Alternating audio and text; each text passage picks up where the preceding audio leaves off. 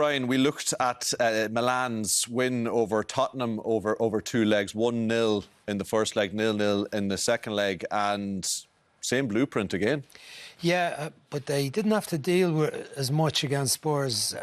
Certainly, the goalkeeper, Mike Maignan, who we saw here playing for France recently, looks an outstanding goalkeeper, and he had to be at his best tonight. He made some fabulous saves. Napoli had plenty of opportunities, or half opportunities, but still a very good win for Milan, and it's possible that they could go through with that one goal that they scored tonight. Brilliant goal it was, and a good performance. But you see also with Napoli, even when they were down to 10 men after, and Greece went, look at this bit of play by Brahim Diaz here, fabulous bit of play, and Giroud makes a great run, opening up the space, takes Di Lorenzo inside, lovely pass back across from Leo, and a fantastic finish from the midfield player getting up there. That's a difficult enough angle. Goalkeeper goes for it with his foot, but the pace of it beats him, comes off his foot into the net. Brilliant goal. And they played well too, Milan, but didn't make many chances in the game. Napoli still looked the threat. That was what Spalletti talked about after the 4-0 defeat in the league, and he felt that they were kind of picking them off on the break a bit, Milan, and opportunities. And it was, again, Napoli, everybody knows they like to go forward, and obviously you kind of wonder, do Milan have their number in that sense? Well, they didn't. Napoli beat them earlier this season. It's not like they've beaten them every time they've played them. I think Napoli was still quite confident. The home game in Greece is a big loss. Not having the main man, Osman, and the centre forward was obviously a major problem for them. They played Almas there tonight.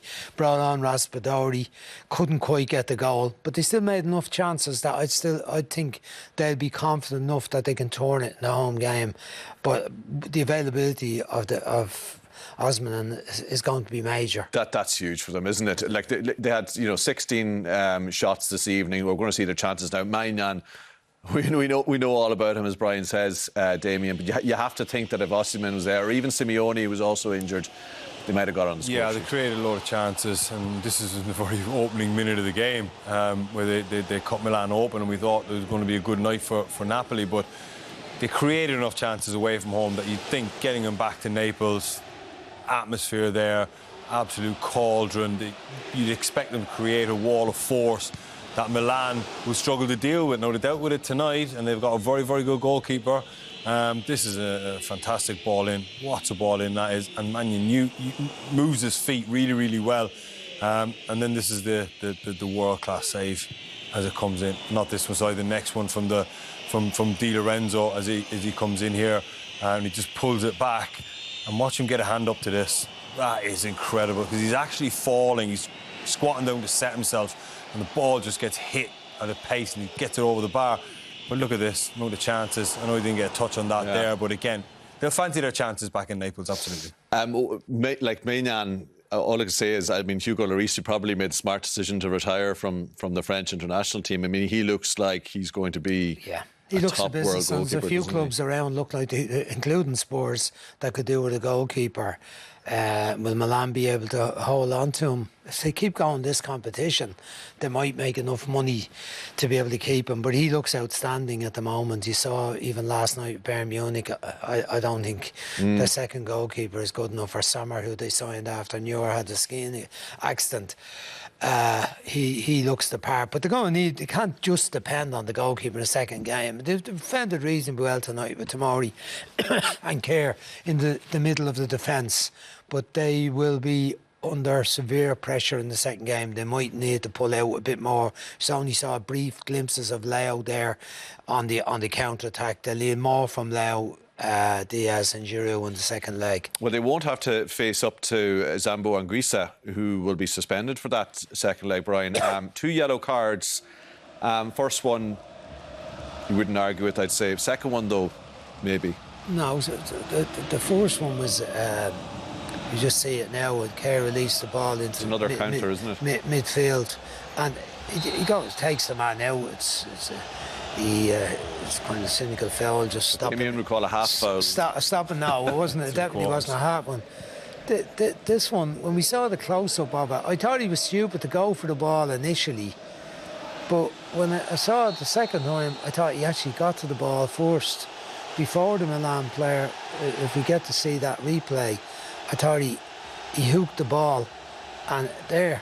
What do you think, Damien? It's very hard for a midfield player to say don't go for that, because Theo Hernandez is bombing forward. If he pulls out of that and Hernandez takes it in his stride and gets an attack in from Milan, his manager's going, hang on a minute, you're my midfield player. So he was entitled to go to that. There was no studs showing, there was no malice in it. As soon as he got a touch on the ball and he realised there was going to be contact, you saw him pull his leg away.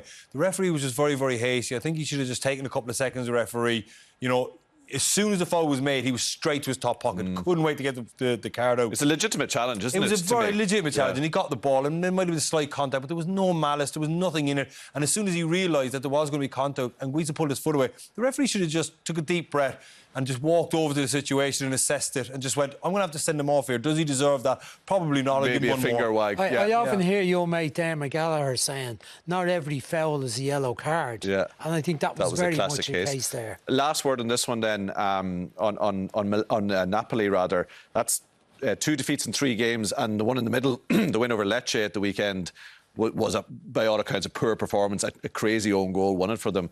I wonder, with the momentum that they had all season up until now, like, although they created loads of chances this evening, can you get a sense of, oh God, maybe the wheels are coming off here, maybe we've lost the magic? Well, they were freewheeling for the first 3 quarters of for the 3-quarter part of the season, and they've got to a point where they're so far ahead, you know, and they're having a little bit of a wobble. And Osimhen coming out with the team, we did the piece at the top of the show. He's so crucial to them, because I guarantee you, and I've not watched every Napoli game, but they haven't been amazing for every minute of every game.